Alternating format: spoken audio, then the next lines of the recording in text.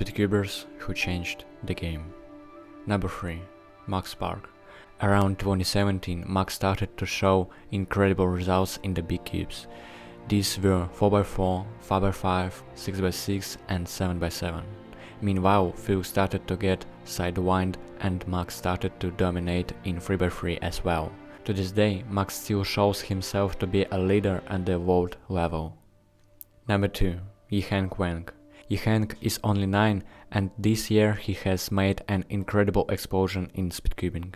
Who would have thought that a 9-year-old kid could set 2 crazy world records in 3x3 average time and take second place at the 2023 World Championships.